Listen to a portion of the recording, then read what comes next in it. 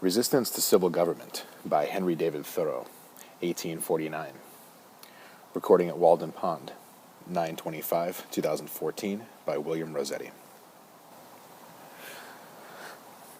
I heartily accept the motto that government is best which governs least, and I should like to see it acted up to more rapidly and systematically. Carried out, it finally amounts to this, which also I believe: that government is best which governs not at all. And when men are prepared for it, that will be the kind of government which they will have.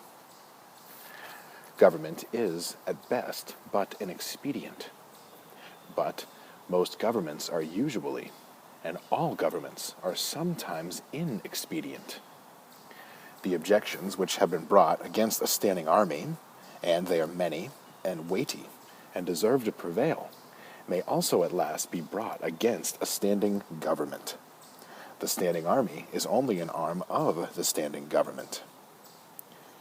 The government itself, which is only the mode in which the people have chosen to execute their will, is equally liable to be abused and perverted before the people can act through it.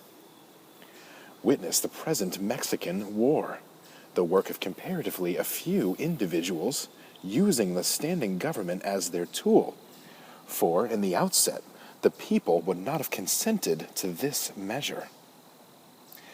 This American government, what is it but a tradition, though a recent one, endeavoring to transmit itself unimpaired to posterity, but each instant losing some of its integrity? It has not the vitality and force of a single living man, for a single man can bend it to his will. It is a sort of wooden gun to the people themselves, but it is not the less necessary for this, for the people must have some complicated machinery or other, and hear its din, to satisfy that idea of government which they have. Governments show thus how successfully men can be imposed on, even impose on themselves for their own advantage. It is excellent, and we must all allow. Yet this government never of itself furthered any enterprise, but by the alacrity with which it got out of its way. It does not keep the country free. It does not settle the West. It does not educate. The character inherent in the American people has done all that has been accomplished, and it would have done somewhat more if the government had not sometimes gotten in its way. For government is an expedient by which men would fain succeed in letting one another alone, and, as has been said, when it is most expedient, the governed are most let alone by it. Trade and commerce, if they were not made of India rubber, would never manage to bounce over the obstacles which legislators are continually putting in their way. And if one were to judge these men wholly by the effects of their actions, and not partly by their intentions, they would deserve to be classed and punished with those mischievous persons who put obstructions on the railroads. But, to speak practically, and as a citizen, unlike those who call themselves no government men, I ask for not at once no government, but at once a better government. Let every man make known what kind of government would command his respect, and that will be one step toward obtaining it. After all, the practical reason why, when the power is once in the hands of a people, a majority are permitted and for a long period continue to rule, is not because they are most likely to be in the right, nor because this seems fairest to the minority, but because they are physically the strongest. But a government in which the majority rule in all cases cannot be based on justice, even as far as men understand it. Can there not be a government in which majorities do not virtually decide right and wrong, but conscience, in which majorities decide only those questions to which the rule of expediency is applicable. Must the citizen ever, for a moment or in the least degree, resign his conscience to the legislator? Why has every man a conscience then? I think that we should be men first and subjects afterward. It is not desirable to cultivate a respect for the law so much as for the right. The only obligation which I have a right to assume is to do at any time what I think right. It is truly enough said that a corporation has no conscience. But a corporation of conscientious men is a corporation with a conscience. Law never made men a whit more just, and by means of their respect for it, even the well-disposed are daily made the agents of injustice. A common and natural result of an undue respect for the law is that you may see a file of soldiers, colonel, captain, corporal, privates, powder monkeys, and all marching in admirable order over hill and dale to the wars against their wills, aye, against their common sense and consciences, which makes it very steep marching indeed, and produces a palpitation of the heart. They have no doubt that it is a damnable business in which they are concerned. They are all peaceably inclined. Now, what are they? Men at all? Or small movable forts and magazines at the service of some unscrupulous man in power? Visit the Navy Yard and behold a Marine, such a man as an American government can make, or such as it can make a man with its black arts, a mere shadow and reminiscence of humanity, a man laid out alive and standing, and already, as one may say, buried, under arms, with funeral accompaniments. Though, it may be, not a drum was heard, not a funeral note, and his course to the rampart we hurried. Not a soldier discharged his farewell shot o'er the grave where our hero we buried.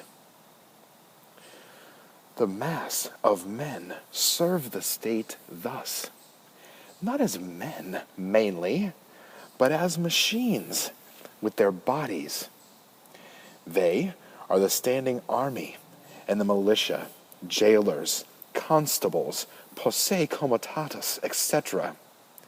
In most cases, there is no free exercise whatever of the judgment or of the moral sense, but they put themselves on a level with wood and earth and stones.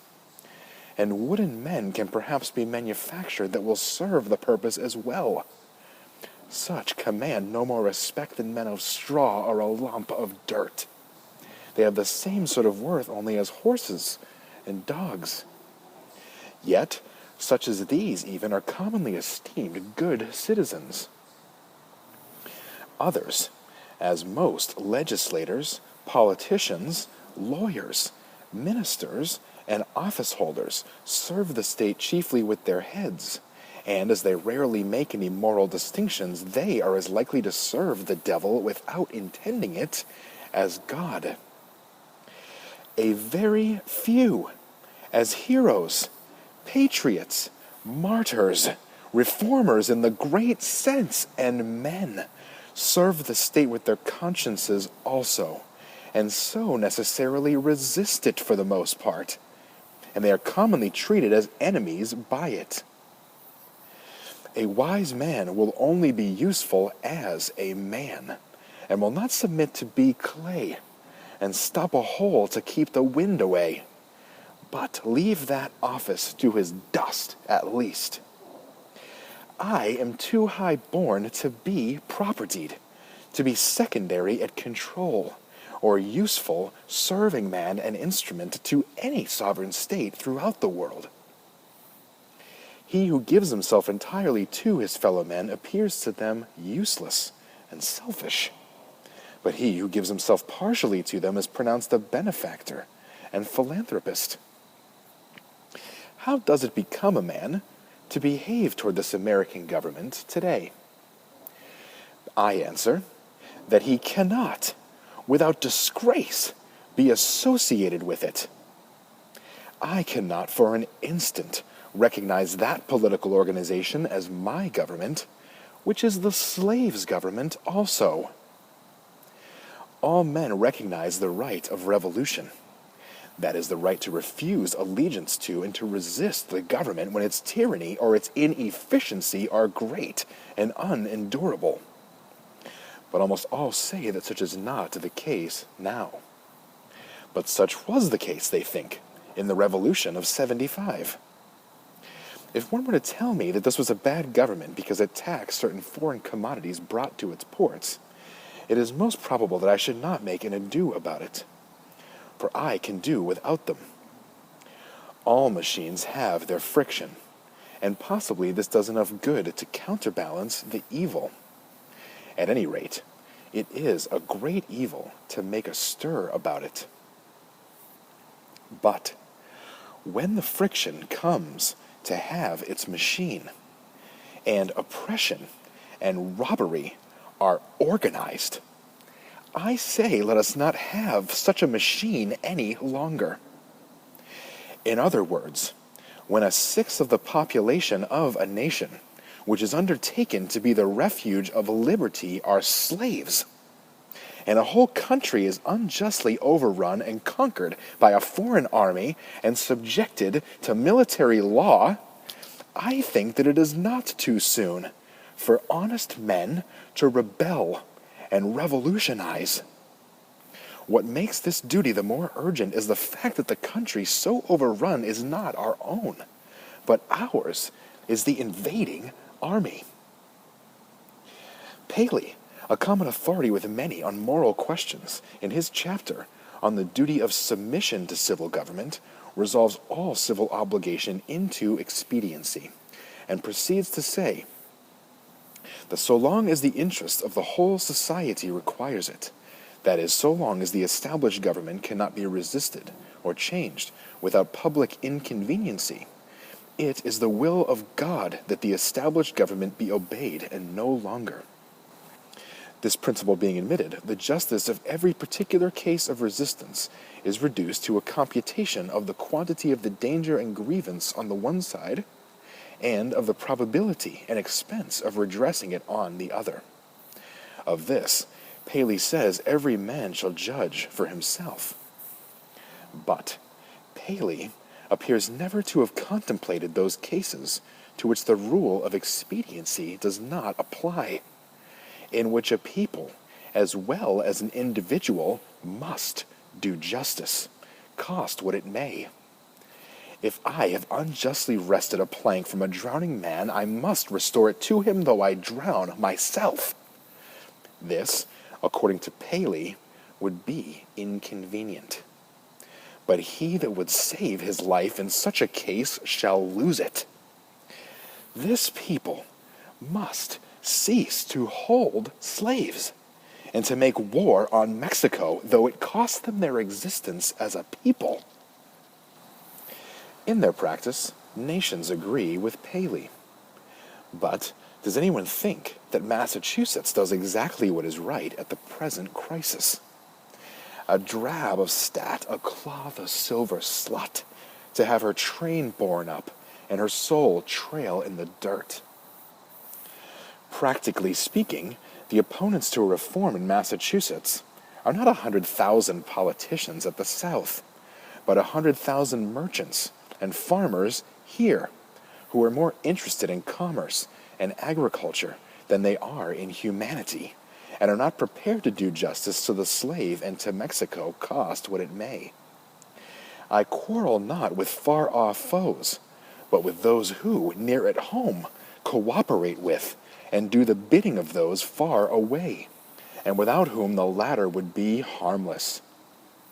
We are accustomed to say that the mass of men are unprepared, but improvement is slow, because the few are not as materially wiser or better than the many.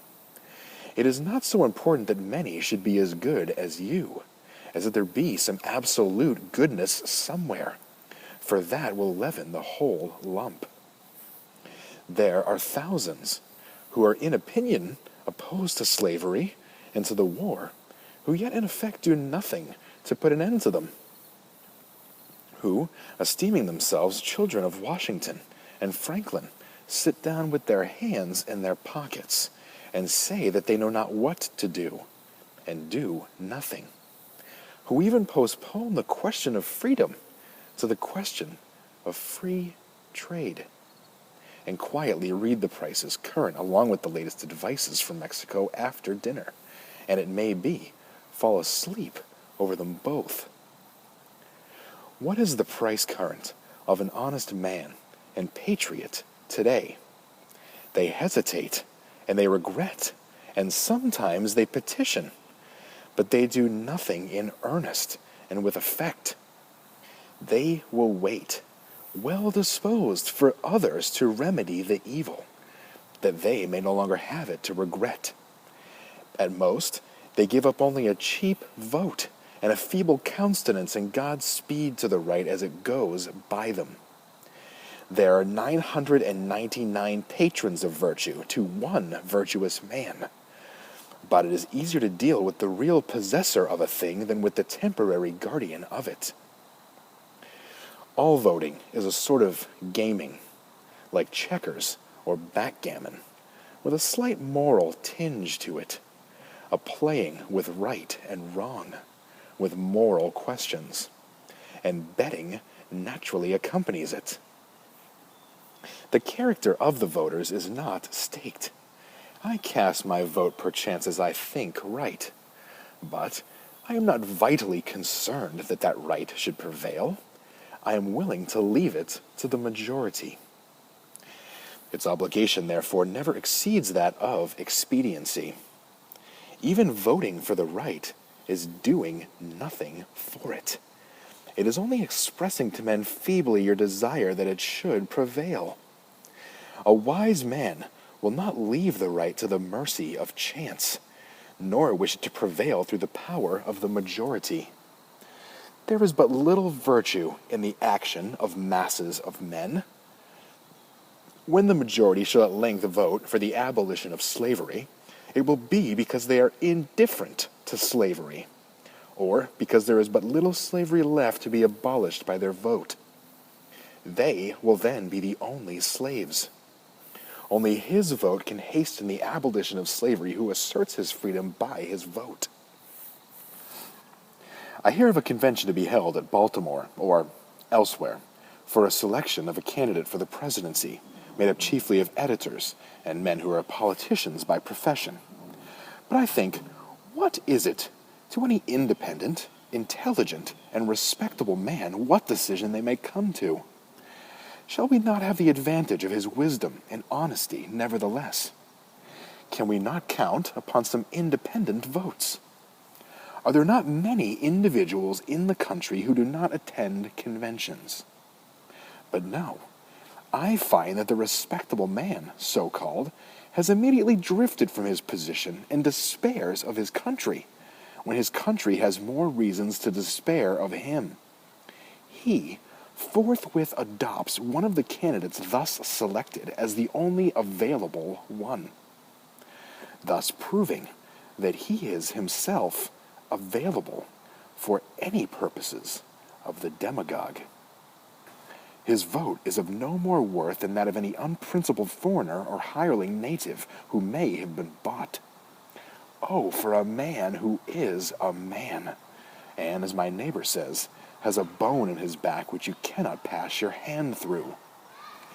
Our statistics are at fault. The population has been returned too large.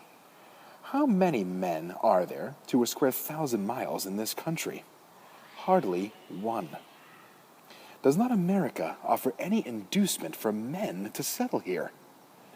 The American is dwindled into an odd fellow, one who may be known by the development of his organ of gregariousness and a manifest lack of intellect and cheerful self-reliance, whose first and chief concern on coming into the world is to see that the almshouses are in good repair, and before yet he has lawfully donned the virile garb to collect a fund for the support of the widows and orphans that may be, who, in short, ventures to live only by the aid of the mutual insurance company, which has promised to bury him decently.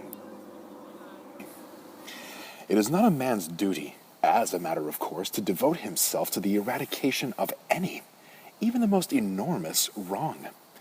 He may still properly have other concerns to engage him, but it is his duty, at least, to wash his hands of it, and if he gives it no thought longer, not to give it practically his support. If I devote myself to other pursuits and contemplations, I must first see at least that I do not pursue them sitting upon another man's shoulders. I must get off him first, that he may pursue his contemplations too. See what gross inconsistency is tolerated. I have heard some of my townsmen say, I should like to have them order me out to help put down an insurrection of the slaves, or to march to Mexico, see if I would go. And yet, these very men have each, directly by their allegiance, and so indirectly at least by their money, furnished a substitute. The soldier is applauded who refuses to serve in an unjust war by those who do not refuse to sustain the unjust government which makes the war, is applauded by those whose own act and authority he disregards and sets at naught, as if the state were penitent to the degree that it hired one to scourge it while it sinned, but not to that degree that it left off sinning for a moment. Thus, under the name of order and civil government, we are all made at last to pay homage to and support our own meanness. After the first blush of sin comes its indifference, and from immoral it becomes, as it were, unmoral, and not quite unnecessary to that life which we have made. The broadest and most prevalent error requires the most disinterested virtue to sustain it. The slight reproach to which the virtue of patriotism is commonly liable, the noble are most likely to incur. Those who, while they disapprove of the character and measures of a government, yield to it their allegiance and support, are undoubtedly its most conscientious supporters, and so frequently the most serious obstacles to reform. Some are petitioning the state to dissolve the Union, to disregard the requisitions of the President. Why do they not dissolve it themselves, the Union, between themselves and the state, and refuse to pay their quota into its treasury?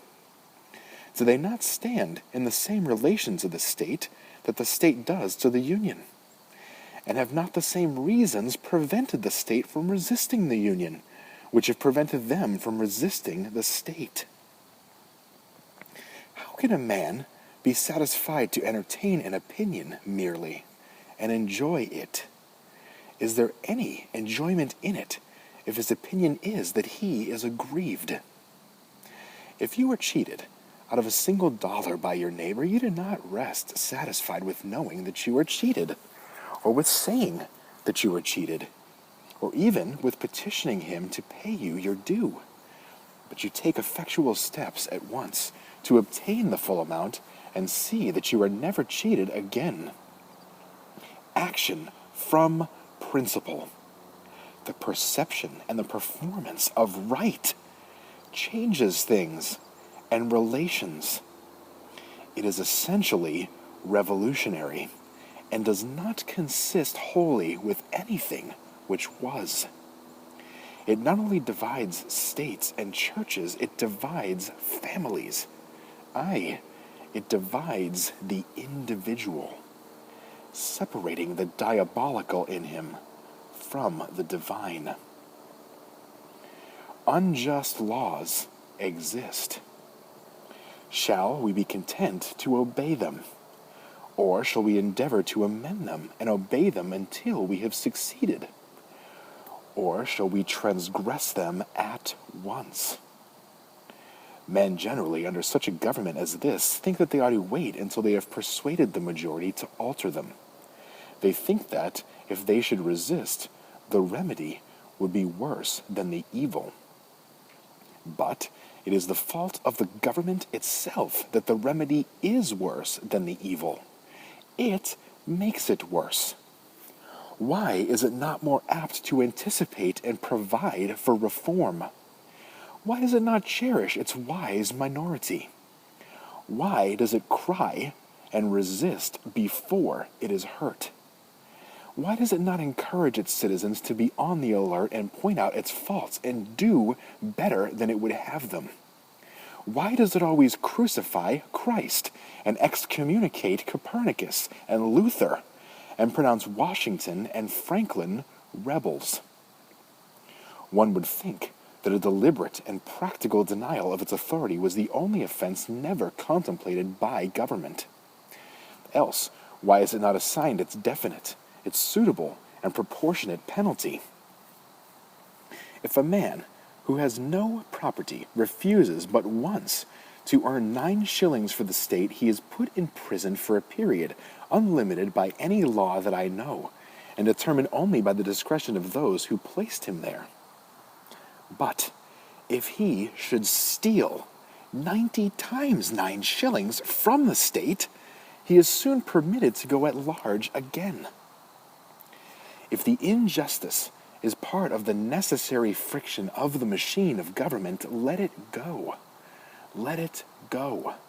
Perchance it will wear smooth. Certainly the machine will wear out. If the injustice has a spring or a pulley or a rope or a crank exclusively for itself, then perhaps you may consider whether the remedy will not be worse than the evil. But if it is of such a nature that it requires you to be the agent of injustice to another, then I say break the law.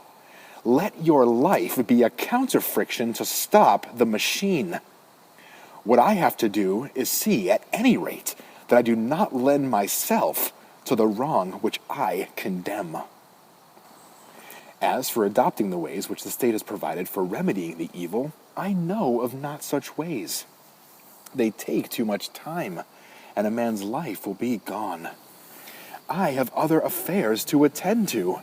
I came into this world not chiefly to make this a good place to live in, but to live in it, be it good or bad.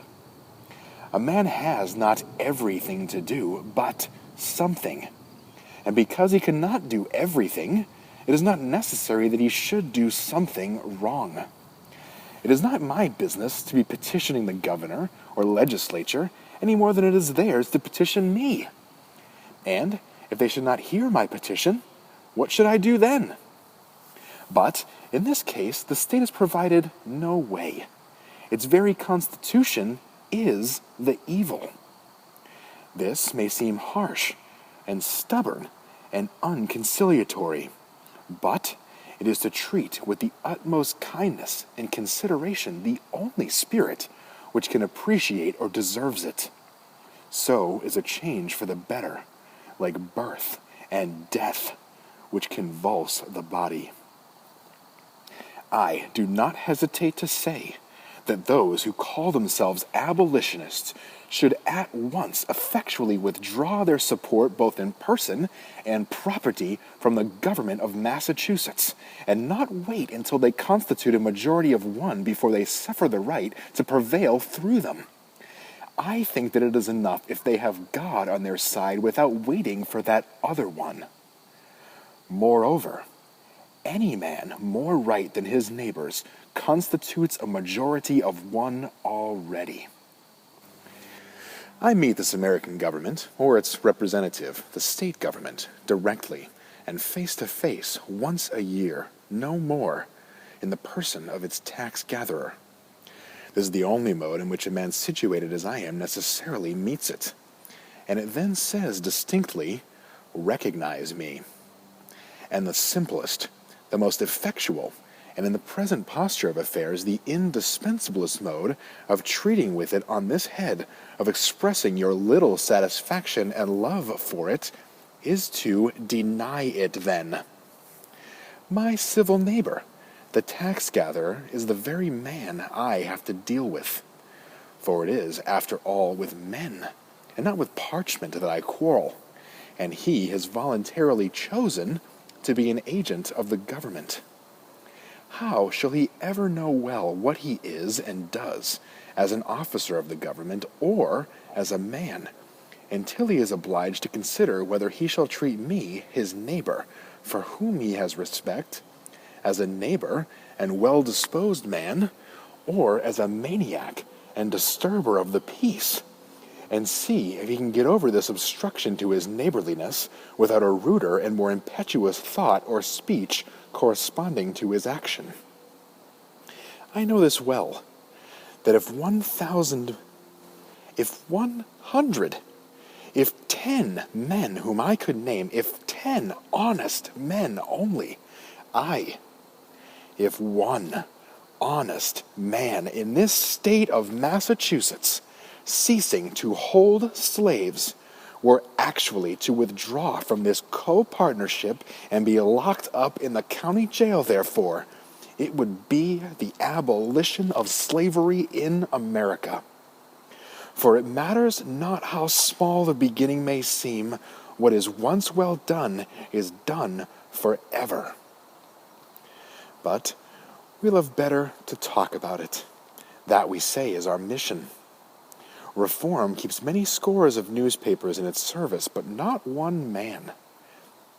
If my esteemed neighbor, the state's ambassador, who will devote his days to the settlement of the question of human rights in the council chamber, instead of being threatened with the prisons of Carolina, were to sit down the prisoner of Massachusetts, that state which is so anxious to foist the sin of slavery upon her sister, though, at present, she can only discover an act of inhospitality to be the ground of quarrel with her, the legislature would not wholly waive the subject the following winter. Under a government which imprisons any unjustly, the true place for a just man is also a prison. The proper place today, the only place which Massachusetts has provided for her freer and less desponding spirits, is in her prisons, to be put out and locked out of the state by her own act, as they have already put themselves out by their principles. It is there that the fugitive slave and the Mexican prisoner on parole and the Indian come to plead the wrongs his race should find them, on that separate but more free and honorable ground where the state places those who are not with her but against her. The only house in a slave state in which a free man can abide with honor. If any think that their influence would be lost there, and their voices no longer afflict the ear of the state, and they would not be as an enemy within its walls, they do not know by how much the truth is stronger than error, nor how much more eloquently and effectively he can combat injustice, who has experienced a little in his own person. Cast your whole vote, not a strip of paper merely, but your whole influence. A minority is powerless while it conforms to the majority. It is not even a minority then, but it is irresistible when it clogs by its whole weight. If the alternative is to keep all just men in prison, or give up war and slavery, the state will not hesitate which to choose. If 1,000 men were not to pay their tax bills this year, that would not be a violent and bloody measure, as it would be to pay them, and enable the state to commit violence and shed innocent blood. This is, in fact, the definition of a peaceable revolution, if any such is possible. If the tax gatherer or any other public officer asks me, as one has done, "But what shall I do?" my answer is, if you really wish to do anything, resign your office. When the subject has refused allegiance, and the officer has resigned his office, Then the revolution is accomplished. But even suppose blood should flow. Is there not a sort of blood shed when the conscience is wounded? Through this wound, a man's real manhood and immortality flow out, and he bleeds to an everlasting death. I see this blood flowing now.